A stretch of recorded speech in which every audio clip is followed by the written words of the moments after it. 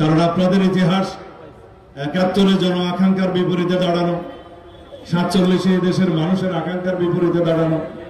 এখন যদি আপনারা বাংলাদেশের মানুষের আকাঙ্ক্ষার বিরুদ্ধে দাঁড়ান, তাহলে জনগণ আপনাদেরকে প্রত্যাখ্যান করতে পারে।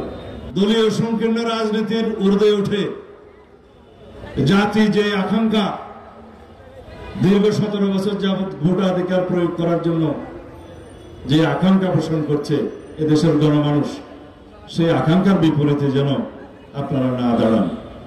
কারণ আপনাদের ইতিহাস ৭১ জন আকাঙ্ক্ষার বিপরীতে দাঁড়ানো, ৪৭ দেশের মানুষের আকাঙ্ক্ষার বিপরীতে দাঁড়ানো। এখন যদি আপনারা বাংলাদেশের মানুষের আকাঙ্ক্ষার বিরুদ্ধে দাঁড়ান, তাহলে জনগণ আপনাদেরকে প্রত্যাখ্যান করতে পারে।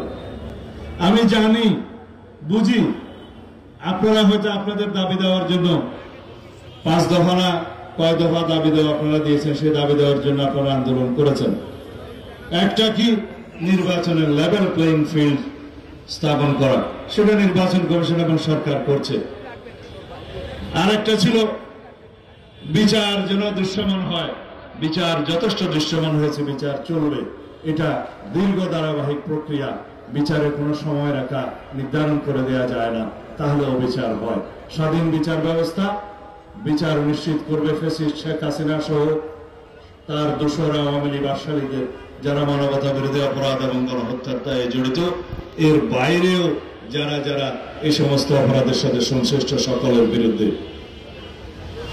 তারপরে কি নির্বাচন অনুষ্ঠান করা, নির্বাচনের তফসিল তো আগামী সপ্তাহে অথবা ২ সপ্তাহ পরে ঘোষণা হতে পারে শুনেছি।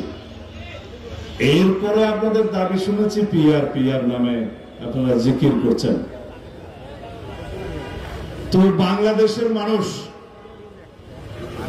একটা জরিপে দেখা গিয়েছে ৭০% মানুষ তাদের ভাষায় পিআর নাকি চায়।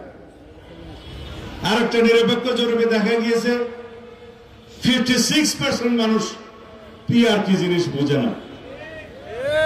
তাহলে আপনাদের এই ৭০% মানুষ কি এর মধ্যে নাই? বিভ্রান্তিমূলক কোন জরিপ নিয়ে বাংলাদেশের মানুষকে বিভ্রান্ত করা ঠিক হবে না। হ্যাঁ, আন্দোলন থেকে রাতারাতি সরে আসা একটু লজ্জা শরমের ব্যাপার আছে, কিন্তু জাতীয় রাজনীতিতে কৌশলে জনদাবির সাথে একাত্মতা পোষণ করা অত্যন্ত জরুরি।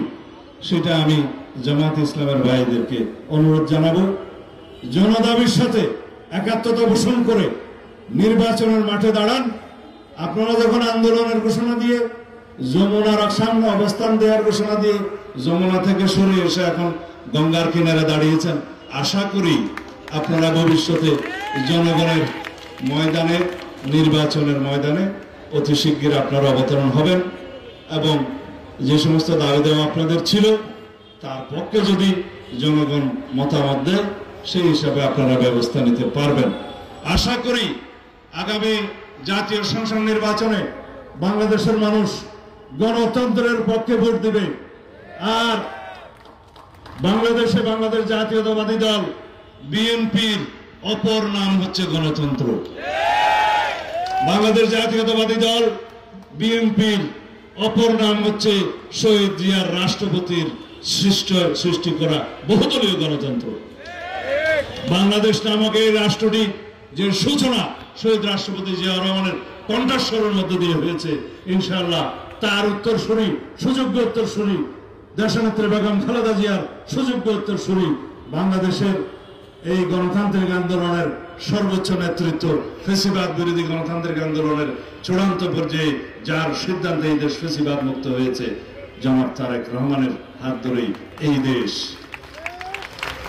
উন্নতির, প্রগতির, উন্নয়নের চরম শিখরে ইনশাআল্লাহ উন্নীত হবে। আমরা